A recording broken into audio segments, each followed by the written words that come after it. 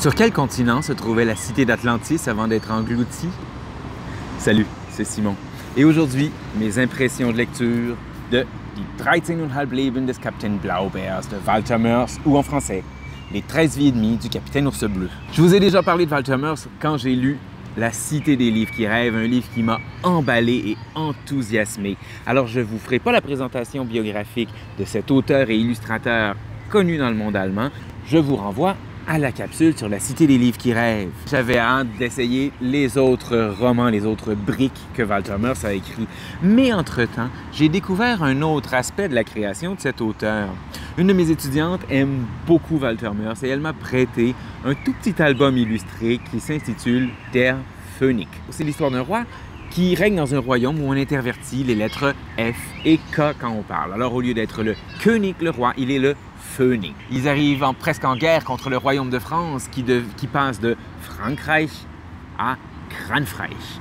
Alors sans cesse, on tord les mots, c'est tout à fait amusant à lire, c'est très ludique, ça se lit super bien, puis on se dit « Ah, c'est un album pour enfants, tout à fait drôle ». Jusqu'au moment où arrive le passage où, entre le Phönix et la Phönigin, il y a tout un jeu sur la proximité entre le verbe « kiffen », qui veut dire « fumer des joints », et « ficken », qui veut dire « baiser ». Ça a beau avoir la facture d'un album pour enfants, ça ne l'est pas du tout. D'ailleurs, tout le jeu sur la langue m'a fait penser au véritable album pour enfants ou à la série d'albums pour enfants, Les Aventures du Prince de Motordu. Ça, c'est pour vos tout-petits et c'est vraiment drôle. Ce Phönix, j'ai vu qu'il existait une traduction de cela en anglais, de Thing, mais malheureusement, je n'en ai pas trouvé en français.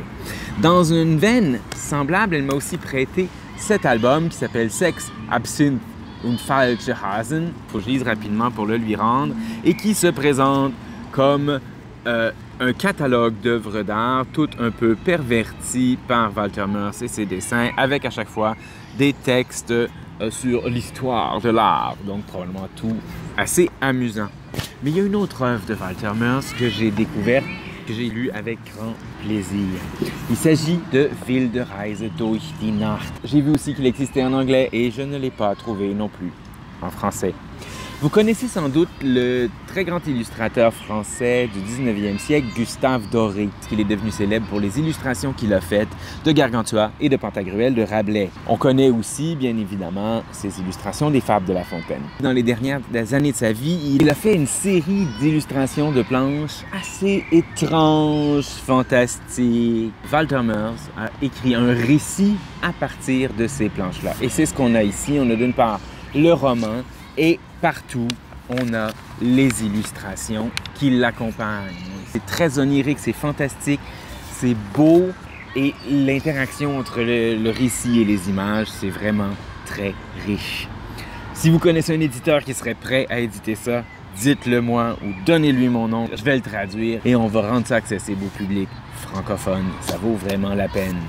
Mais bon, maintenant je vais vous parler de quelque chose que vous pouvez lire, Les 13 vies et demie du Capitaine Ours Bleu. Ça se passe sur le continent de Samonide, c'est dans le même univers que La Cité des livres qui rêvent. Ça se passe toutefois longtemps après La Cité des livres qui rêvent. L'Ours Bleu a lu toutes les œuvres de ce grand écrivain national qui est Hildegunst de Mythenmet, narrateur de l'autre roman. Mais c'est la seule chose que les deux romans ont en commun, c'est le même univers, quelques allusions. Ce sont deux romans vraiment autonomes, pas besoin d'avoir lu l'un pour comprendre ou apprécier l'autre. L'Ours Bleu dit qu'il ne se souvient pas d'être né, il n'est jamais né et le plus petit qu'il était, il était minuscule et il dérivait sur l'océan dans une coquille de noix. Il est sauvé d'un tourbillon par des nains pirates.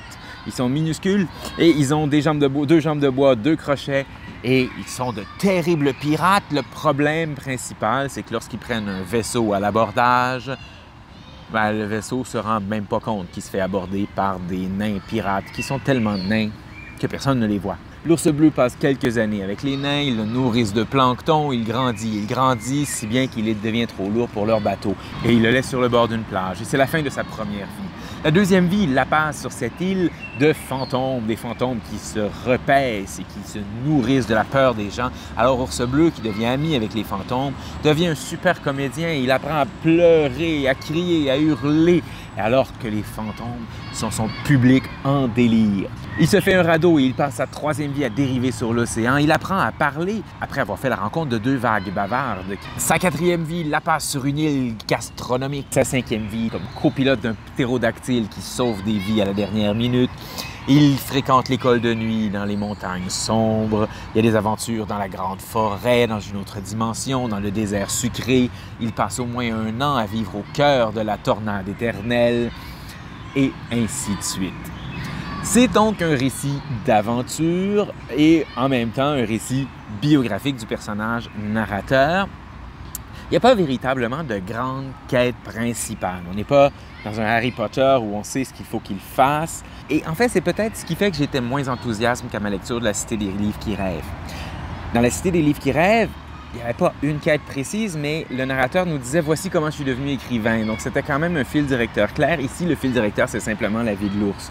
Il y a des choses qui reviennent. Évidemment, la fin reprend des éléments de tout au long du roman. C'est bien écrit, bien construit. Mais il n'y a pas une quête principale qui nous happe. On suit et c'est tout. Et on en profite. Le fait que j'étais moins enthousiaste en lisant celui-ci que l'autre, c'est peut-être dû à d'autres choses aussi. Je ne découvrais plus l'univers.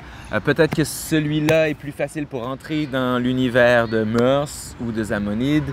Peut-être que j'ai commencé par le mauvais bout. Peut-être que mes attentes étaient trop élevées. Donc, j'ai aimé ma lecture, c'était divertissant, ça a été un bon moment, mais j'ai trouvé ça moins wow que La Cité des livres qui rêvent. Je me suis fait la remarque en lisant qu'il n'y avait pas beaucoup de personnages féminins, malheureusement. On est loin de la parité. Puis après coup, je me suis dit, dans La Cité des livres qui rêvent, non plus. C'est dommage. Je peux rien y faire.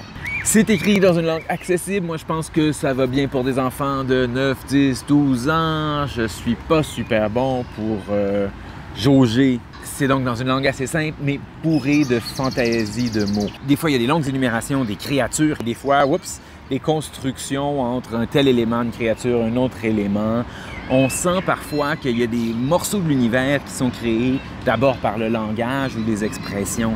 Juste le désert sucré des Usevustes. Je veux dire, il existe des déserts de sel. Après ça, on fait juste une transposition, on s'amuse à imaginer un désert sucré. Donc, une goutte bombe, sable du désert, c'est du sucre. On sait que l'œil de la tornade est tranquille. De là à faire vivre notre personnage-là pendant 1 an dans une tornade éternelle, il y a encore une fantaisie qui me donne l'impression d'être né dans le langage. Il y a une autre dimension de la présence de la littérature dans le roman que j'ai beaucoup aimé.